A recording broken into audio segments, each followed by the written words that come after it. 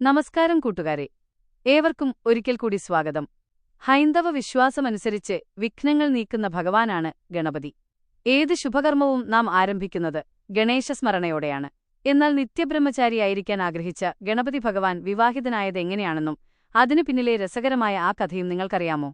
ആരെയും അതിശയിപ്പിക്കുന്ന ആ പുരാണകഥയിലൂടെ നമുക്കൊന്ന് കണ്ണോടിക്കാം. ശിവപാർവതിമാരുടെ പുത്രന്മാരായ കാർത്തികേയനും ഗണപതിയും സകലർക്കും പ്രിയപ്പെട്ടവരാണല്ലോ. കാർത്തികേയന്റെ വിവാഹശേഷം ഗണപതിയുടെ വിവാഹത്തെക്കുറിച്ച് പാർവതീദേവി ആശങ്കാകുലയായി. തന്റെ മകനും ഒരു തുണ വേണ്ടേ എന്ന് ദേവി പരമശിവനോട് ചോദിച്ചു.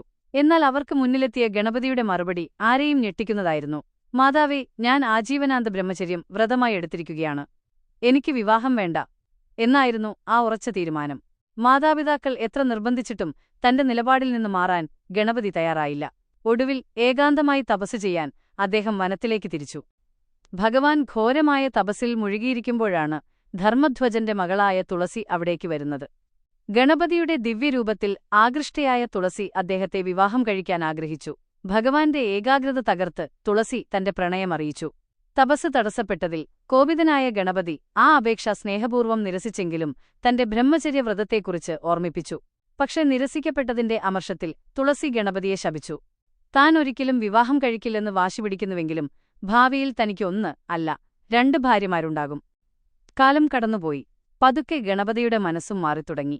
തനിക്കും ഒരു വിവാഹം വേണമെന്ന് ഭഗവാൻ ആഗ്രഹിച്ചു. എന്നാൽ ആനത്തലയുള്ള ഗണപതിയെ വിവാഹം കഴിക്കാൻ ആരും മുന്നോട്ടു വന്നില്ല. ഇതിൽ നീരസം തോന്നിയ ഭഗവാൻ തന്റെ വാഹനമായ മൂഷികനോട് ഒരു കാര്യം കൽപ്പിച്ചു. ഇനി ഭൂമിയിലോ ദേവലോകത്തോ ഒരു വിവാഹവും നടക്കാൻ പാടില്ല. എവിടെ വിവാഹം നടന്നാലും നീ അവിടെ ചെന്ന് തടസ്സങ്ങളുണ്ടാക്കണം. മൂഷികൻ അതനുസരിച്ചു. കല്യാണപ്പന്തലുകൾ തകർന്നും വിഘ്നങ്ങൾ നിറഞ്ഞും ലോകമാകെ കലഹമായി. ഒടുവിൽ ഗതികെട്ട ദേവന്മാർ പരിഹാരത്തിനായി ബ്രഹ്മാവിനെ സമീപിച്ചു.